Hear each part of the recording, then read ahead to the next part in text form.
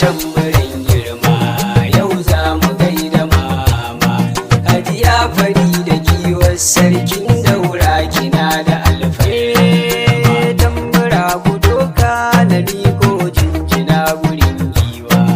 in haddari ya taso ruwan sama ke saka ayusawa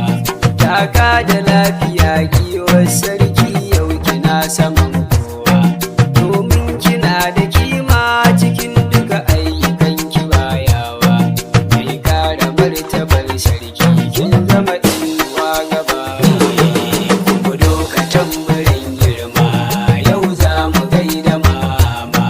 Hajiya Farida giwar sarkin daura kina da alfarma mu daga hannuwa can sama mu yi masa addu'a gurin rabba